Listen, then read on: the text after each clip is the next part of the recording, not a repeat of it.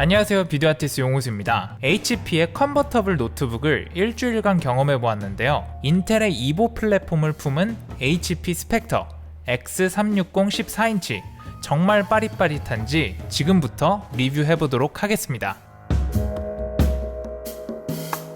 일단 첫인상부터 가볍게 시작해 보도록 하겠습니다. 아는 사람은 알겠지만 이렇게 한 손으로 딱 열리면 기분 되게 좋거든요. 한번 열어보면 여기 밑에가 살짝 들썩거리기는 하는데 이렇게 열 수는 있네요. 가장 먼저 눈에 들어온 것은 화면비가 일반적인 노트북과 다르다는 것이었는데요. 3:2 화면비를 가지고 있어서 탁 트이고 시원한 느낌이 들었습니다.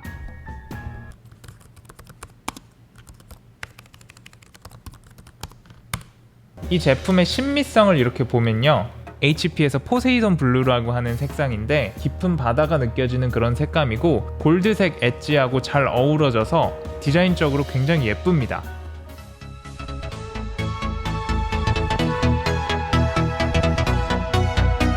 이게 HP에서 대여를 해준 거기 때문에 처음 구매했을 때 그대로 똑같이 포장이 되어 있지는 않아요. 제가 한번 열어보기도 했고, 그렇지만 구성품이나 이 제품을 구입해서 오프닝을 해볼 때 어떤 경험을 하실 수 있는지 알려드리기 위해서 개봉을 해보도록 하겠습니다.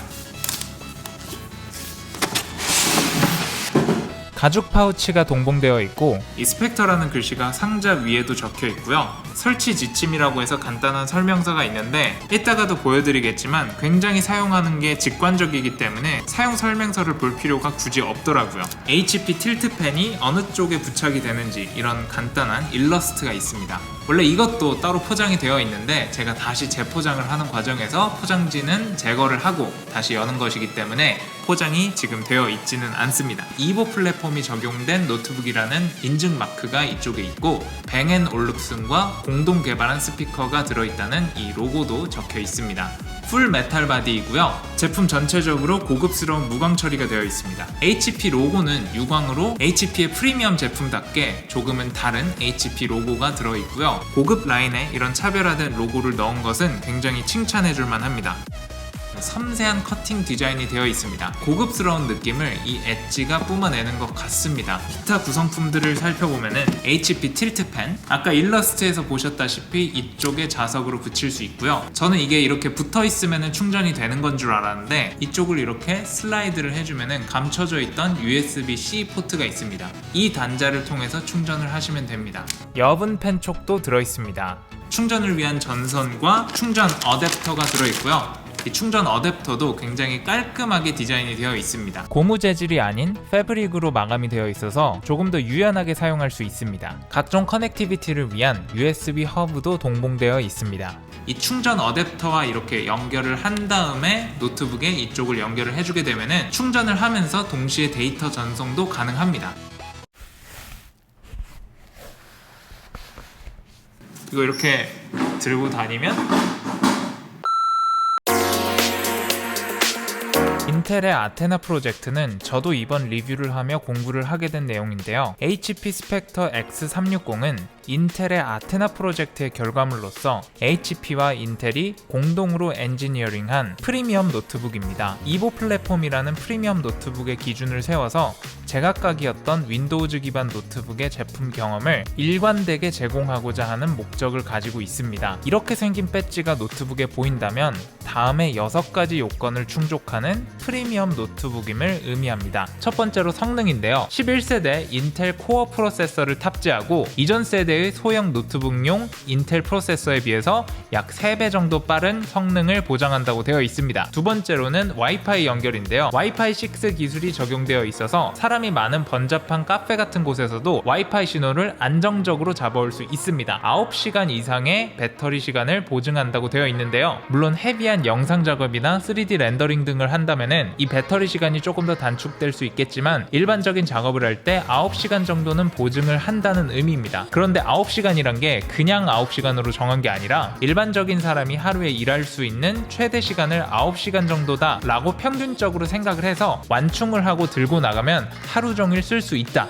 이런 의미로 받아들이면 될 것 같습니다. 그리고 스크린에 관련한 내용이 있는데요, 인텔 아이리스 X가 탑재되어 있고 매우 얇은 베젤을 가지고 있어서 몰입할 수 있는 스크린을 가지고 있다 라고 생각하시면 될 것 같습니다. 반응성에 대한 기준도 있습니다. 잠자기 모드에서 깨어나는데 1초 이내가 걸려야 하고요, 2년 전에 만들어진 노트북보다 약 40% 빠른 반응 속도를 제공합니다. 그리고 더 간단한 연결을 할 수 있다는 기준도 있는데요, 40GB/s의 대역폭을 갖는 썬더볼트 4 커넥티비티를 가지고 있어서 영상 신호와 데이터를 단 하나의 케이블로 주고받을 수 있습니다. 그래서 이 6가지 기준을 충족하면 이보 플랫폼 위에 있다라고 인증을 해주는 건데, 그동안 컴퓨터를 구입하려고 하면은 판매자와 소비자 간의 정보량의 차이가 있어서 판매자는 모든 걸 알고 있는데 컴퓨터에 관심이 없는 사람들은 속아서 사는 경우도 많고, 컴퓨터를 잘 알고 있는 사람도 CPU는 뭐지, 램은 뭐지, 이 스펙을 다 이해한다고 해도 실제로 이 컴퓨터를 사용했을 때는 반응성이 안 좋을 수 있는데 이보 인증 마크가 있으면 1초 안에 반응을 하는구나,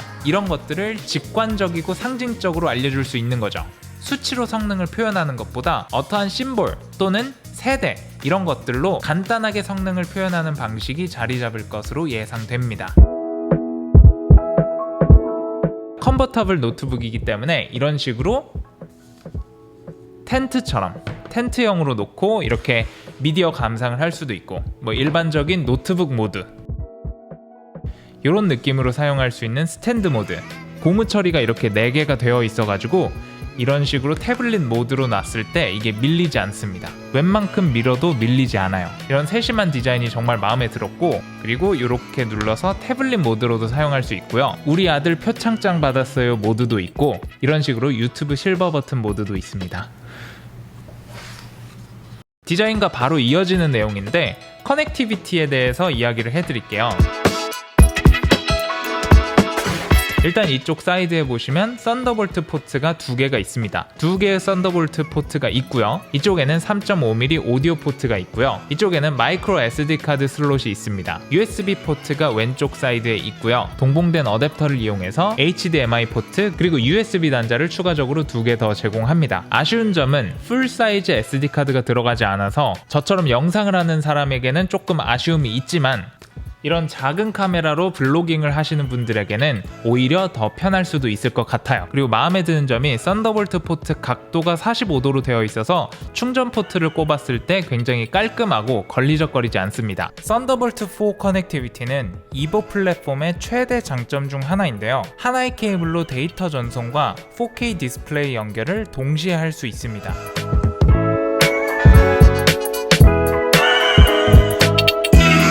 베젤이 거의 없다시피 해요. 그리고 카메라의 크기가 세로로 2.5mm예요. 그래서 극단적으로 얇은 베젤에 구현이 가능했습니다. sRGB 100% 색 영역을 지원하는 IPS 패널이 들어있기 때문에 인터넷 컨텐츠를 만드는 입장에서는 색감적으로 부족한 부분이 없습니다. 인터넷 컨텐츠를 소비하는 입장에서도 부족하지 않은 색 영역입니다. 제가 개인적으로 이 제품을 사용해 보면서 제일 마음에 들었던 점은 이 화면비인데요, 실질적으로 느껴지는 사이즈는 굉장히 컴팩트해서 13인치 노트북 같은 느낌인데, 아니 왜 이렇게 화면이 넓어? 라고 생각이 드는, 위아래 폭이 넓어서 개방감이 드는 화면비를 가지고 있습니다. 스크린의 세로 길이는 15인치형과 똑같고 가로 길이는 13인치형에 해당을 해서 얇은 베젤과 더불어서 들고 다니기에 컴팩트하면서도 몰입감 있는 스크린 환경을 제공합니다.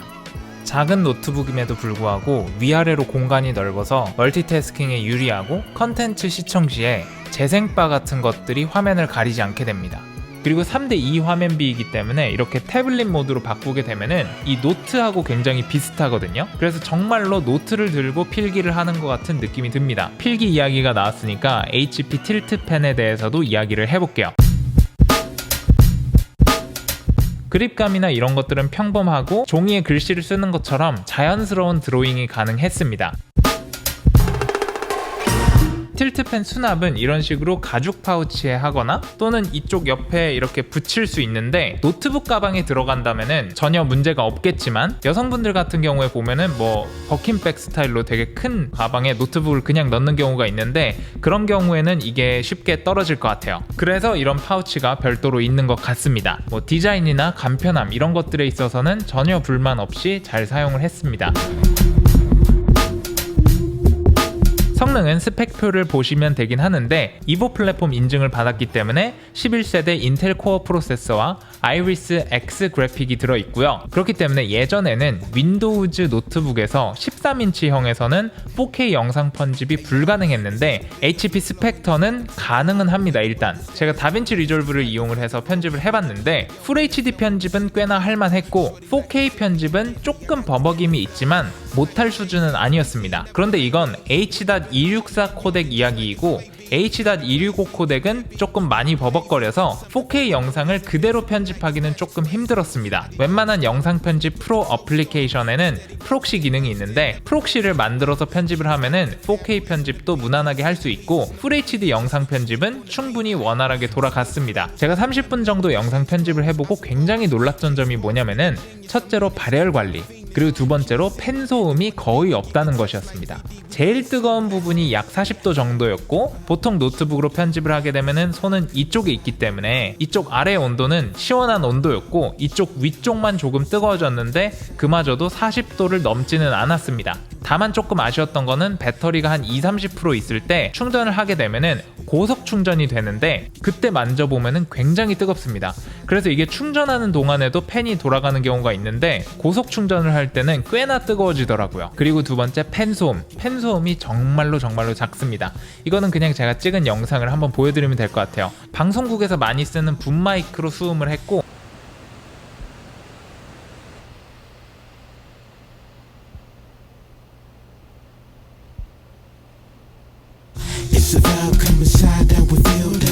뱅앤올룹슨과 같이 공동 개발한 스피커라고 해서 기대를 굉장히 많이 했는데 제가 기대를 너무 많이 했기 때문에 조금 아쉬웠던 것 같아요. 고음부 쪽에 있어서 사운드들을 선명하게 분리해주는 이런 섬세도는 나쁘지 않았는데 중역대부터 저역대가 잘 들리지 않아서 모니터링 스피커로서 조금 아쉬웠고 이게 작은 노트북이다 보니까 한계점이 물론 있었겠지만 오른쪽 왼쪽으로 소리가 넓게 퍼지는 이런 스테레오 필드도 제가 예상했던 것보다 제 기대보다는 조금 못 미쳤던 것 같습니다.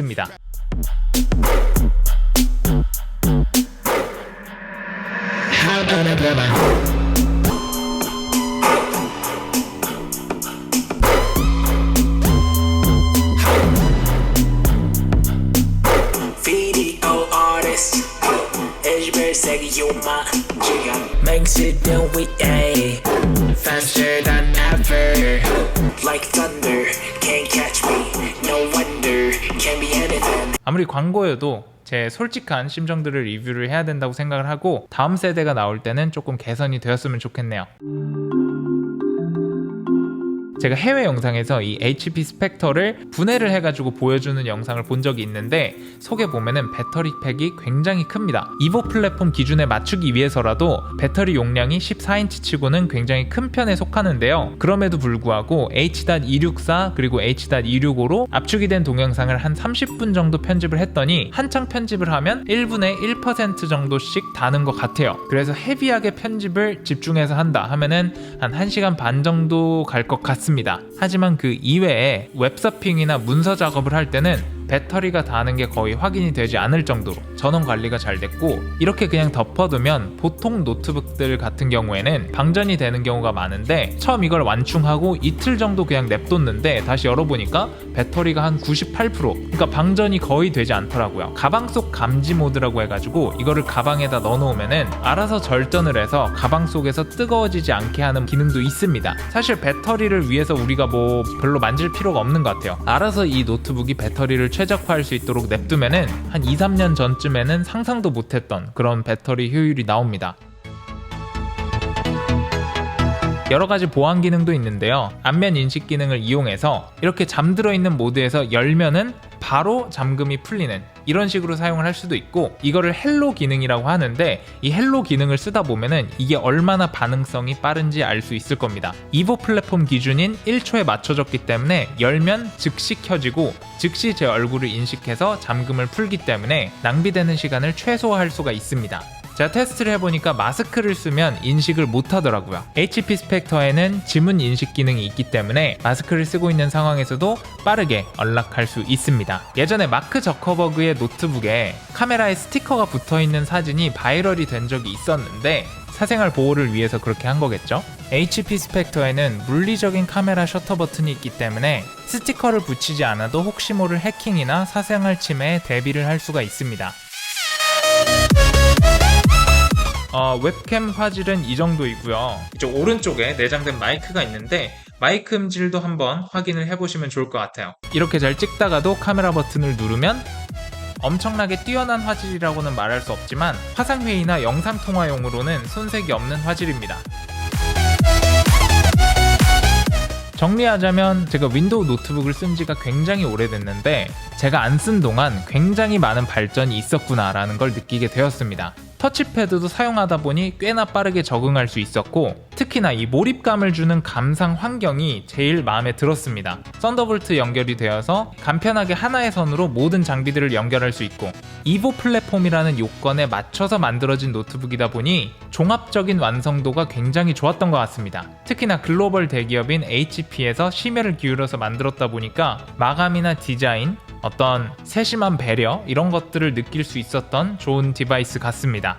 여러분들 생각은 어떠신가요? 저는 다음 영상에서 더 재밌는 이야기로 찾아뵙겠습니다. 그럼 다음 영상에서 봅시다. See you soon guys.